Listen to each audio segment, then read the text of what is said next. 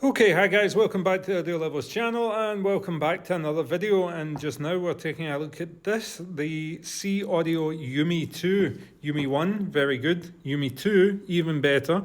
We'll get into that in a second. If you're new to the channel, please go ahead and subscribe. Links to everything I'm going to talk about, additional parts, ear tips and stuff will be in the description below, as well as my recommended earphones. And also just know that there are new videos every day up until Christmas. And there is a lot of good stuff, and this one, the Yume, is another one. I just got done talking about the new Raptigo Hook X. They were excellent. This one comes in $199, so a bit cheaper. It is a one dynamic driver, two balance armatures, and I believe they're using a special nose driver in there. The packaging, I think the packaging is beautiful. Just because of this window and the way it displays and stuff, and the color scheme, this a really nice shade of blue. I think this looks really, really classy, minus the weeb drawing right in the middle of it.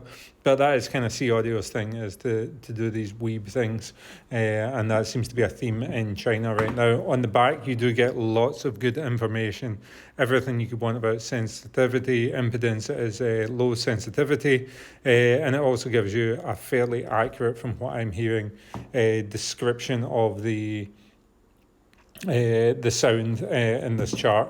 So let's go ahead and pop it open. Of course, I've been using this for this one. I have 4 days on it, and I've actually been really impressed with it.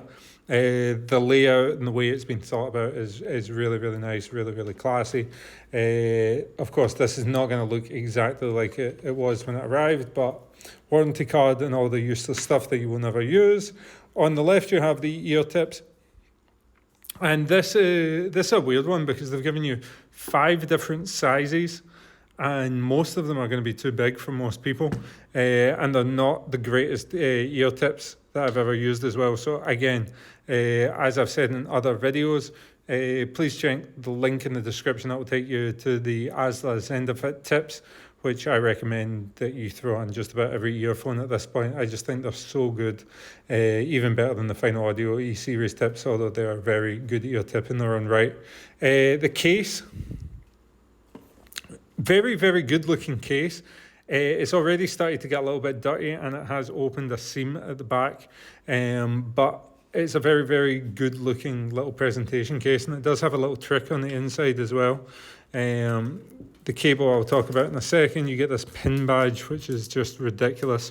If you're a grown adult, are you going to be using this? Or if you're a kid, where do you find $200 to buy an earphone like this? They have this little button clasp thing on the inside of it, so you just put your cable in and it stops it moving about. Novelty, but a little extra thought, and SeeAudio logo on the top of it there. Now, cable, absolute trash. This earphone deserves a better cable than this.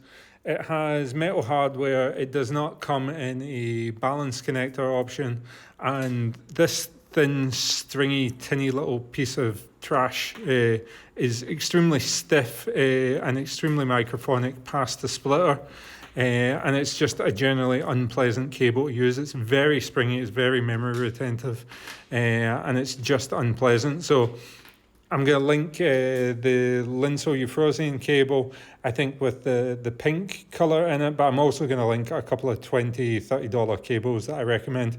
The other thing is, even over time, I can't remember if it was like this or not when I got it out of the box, but it has this sort of yellowing effect. Now, whether that is by design or whether it is a default.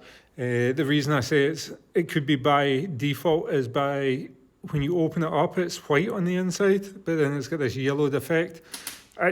Guys, that's a terrible cable. But the earphones are good enough in the sound department that this will get you by until your aftermarket cable comes. And do I think it's worth spending $30, $40, $50 on a cable on top of the $200 that the earphones cost? Absolutely yes, because this is a very good earphone. Let me get them out for you.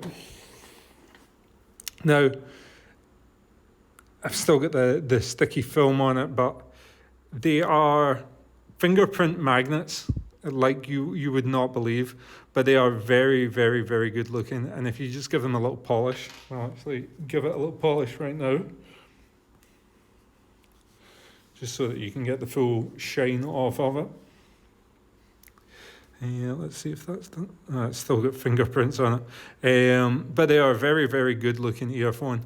They've got this gold inlay on the faceplate, and it's all metal around the body, metal nozzles, metal grills, and it does have a slightly recessed 2-pin connector, if I can show it there, and a little vent for the bass port of the dynamic driver. Build quality, pretty good, very light feeling, and they fit in the ears just as you would expect. They sit at about a medium depth insertion. Now, the reason you want to buy this one is, of course, the sound.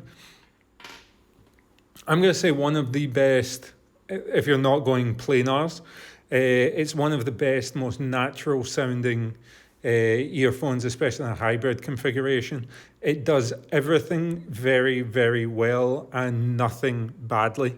The only real criticism that I could find of it is that maybe just a touch in the upper mid frequencies, lower treble.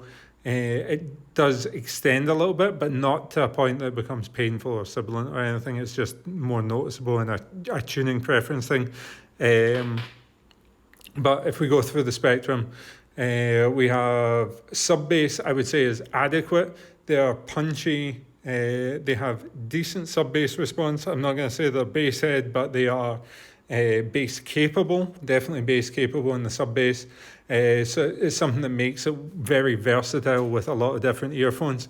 The mid-bass response, despite being just a dynamic driver, has very, very good speed and clarity and resolution.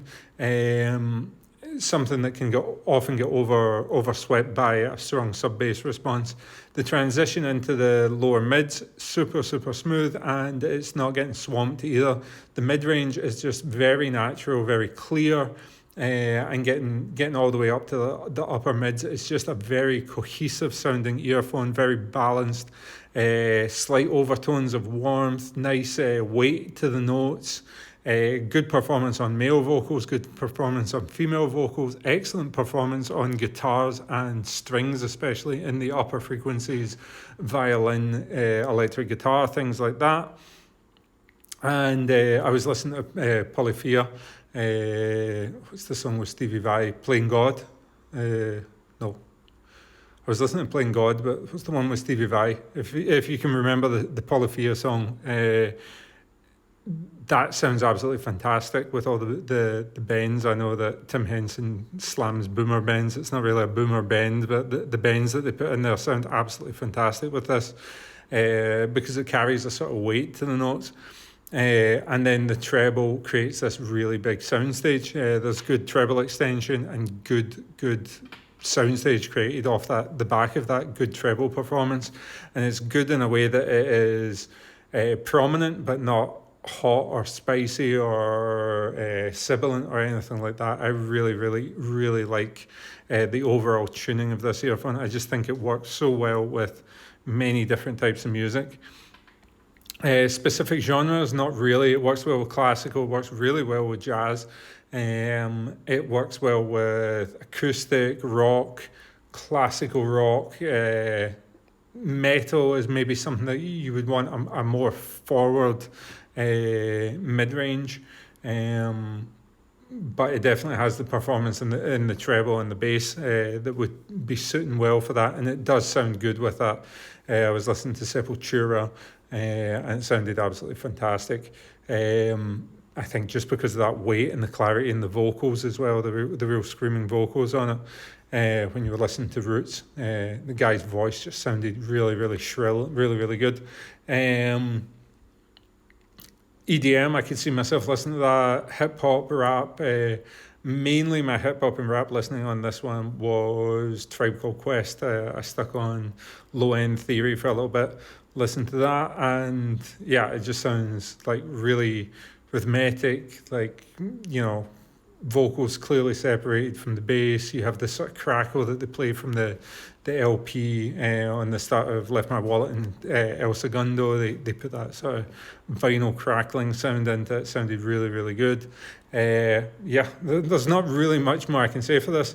It's just one of the best earphones under 200 that's not a planar. And even against the planars, it still sounds really, really good just because it's so competent in so many different areas and doesn't really have any real glaring weakness. It's just everything can step up a level if you're willing to spend the money, but at this price, it is one of the most well-rounded and well-formed earphones, I think. So very, very impressive and really, really good looking. Just I would sort out that cable and change the ear tips as well. The cable and the ear tips will get you by at the start, but I would suggest spending maybe $50 in combination, $20 on the ear tips, $30 on the cable, and you've got a really, really good set there. So I'll let you go on with this one. Next one coming up is probably going to be the harmonic down, or we might do something cheap like the Kiwi Ears Cadenzas. So subscribe to the channel, guys, and I will see you on the next video.